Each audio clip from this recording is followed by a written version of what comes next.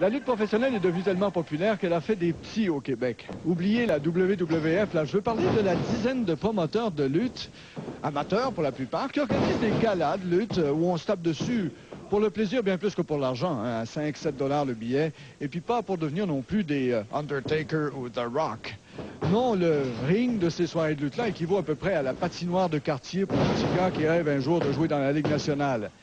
Mais, comme à la vraie lutte, on fait semblant de se taper dessus, c'est arrangé avec le gars des vues. Et nous l'avons rencontré, le gars des vues.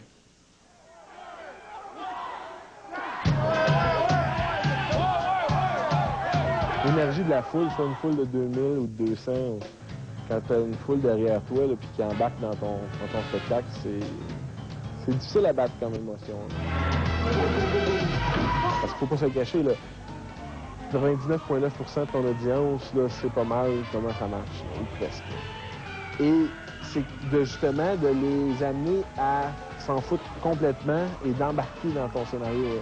De faire partie de l'histoire, d'être les gens qui croient à l'événement sportif qui se passe là, de se laisser aller, là, puis de se défouler, là, puis d'être malheureux quand les meilleurs se font avoir, puis d'être tellement heureux là, à la fin de l'histoire quand les bons gagnent. Là. Let's go, Eric! Let's go! C'est facile de revenir au scénario original si Taylor arrive. Bertrand Hébert aime la lutte, mais il n'est pas lutteur.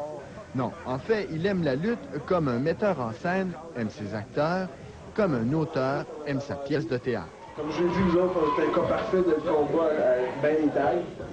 OK, fait que ça, Joanne, ça va quand même, tout commence. Il y a un feeling à faire ça, là. C'est-à-dire que, tu sais, qu'on l'a imaginé, puis que ça se joue, puis que tout le monde écoute ce que tu dis parce qu'on a confiance dans ce que tu fais. Puis que là, tu vois plus les morceaux s'embriquer, puis que la foule aussi, là, suit, puis a compris l'histoire, puis est embarquée, puis se laisse aller. Ben, c'est vrai, faut pas que ça revienne en bataille générale. Juste une deux qui... Le but, c'est d'échetonner. Il faut que ça ait l'air un peu non prévu, là. Faut qu'on fasse des bons combats. Faut qu'on... On appelle ça vendre l'histoire. Faut que tu réussis à vendre ton point au monde. C'est quoi ton histoire que tu veux qu'ils comprennent, puis qu'ils embarquent, puis qu'ils suivent pour l'année? Si tu vas dans ton match, puis tu réussis à faire passer ton histoire, à la vendre au monde, là, c'est ça le but. Donc, mais il faut que tu réussisses ça pour 7 combats par soir, là. Puis le temps, il y a peut-être 8 ou 10 histoires différentes qui roulent en cours d'année. Fait que... J'avais une phrase pour TNT, si j'ai oublié de dire. Quelle heure est toujours pas arrivé? Which doesn't look good. Bertrand Hébert est celui qui imagine, avec son collaborateur David, tous les scénarios de la Northern Championship Wrestling, la NCW. Naomi vient pour compter, elle se foule la cheville, il sort en dehors du ring, elle s'en va des vestiaires de sécurité. Lui, c'est une vraie passion. Il fait ça, il arrive le soir, il prend ses messages, puis ça concerne la lutte, évidemment.